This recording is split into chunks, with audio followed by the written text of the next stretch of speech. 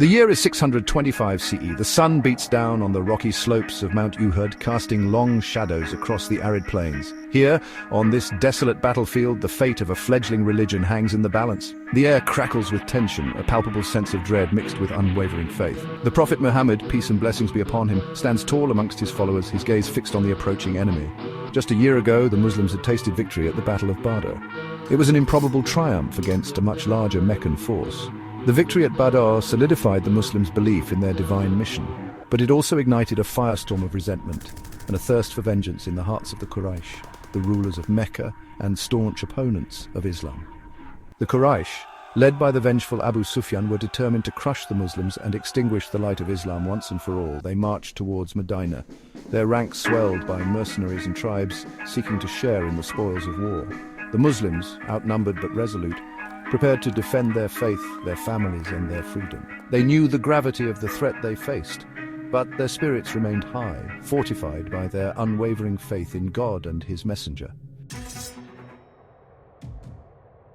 The Muslims were keenly aware of the approaching Quraysh army. They could feel the winds of revenge sweeping across the desert. The Prophet, peace and blessings be upon him, consulted with his companions. He knew that the enemy significantly outnumbered them. Some argued for the safety of remaining within Medina's fortified walls.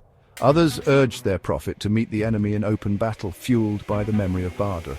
After careful deliberation, the Prophet Muhammad, peace and blessings be upon him, decided to meet the Quraysh at Uhud. He understood the risks, but also recognized the importance of taking a stand against tyranny and oppression. The Muslims, their hearts ablaze with faith and courage, readily embraced their prophet's decision. They knew that victory comes from God alone, but they were determined to fight with all their might for the sake of their faith and their future. The Quraysh army, a formidable force of 3,000 warriors, arrived at the foot of Mount Uhud. Their ranks bristled with weapons, their faces contorted with anger and hatred. The Muslims, a mere 1,000 strong, stood firm.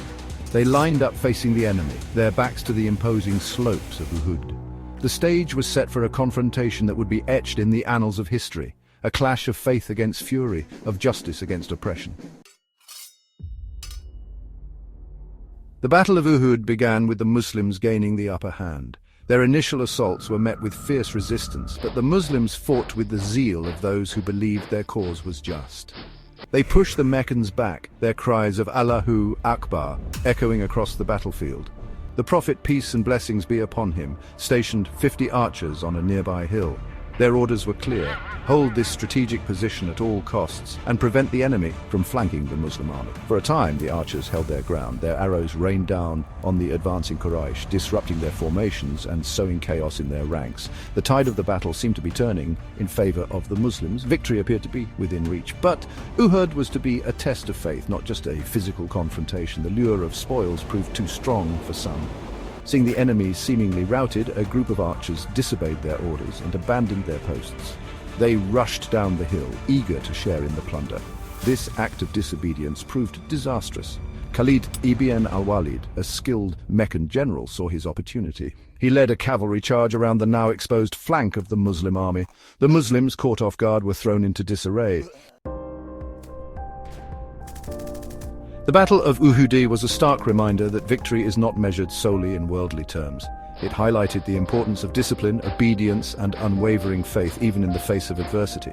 The Muslims, though initially tasting victory, faced a bitter setback. Many lives were lost and the Prophet himself was wounded. Despite the outcome, Uhud was not a defeat. It was a profound spiritual lesson. It underscored the importance of placing complete trust in God's plan, even when it seemed to contradict human desires or expectations. The Muslims learned that victory is not always about worldly triumph. It is about remaining steadfast in faith, even when tested by trials and tribulations. The Battle of Uhud continues to resonate with Muslims around the world. It serves as a reminder that the path of faith is not always easy. It is a path that demands sacrifice, resilience, and unwavering commitment to God's will.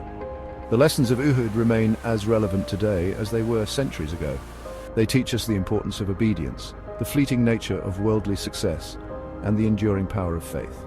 Uhud stands as a testament to the courage and sacrifice of the early Muslims. It is a story of both triumph and tribulation. It is a story that continues to inspire and guide generations.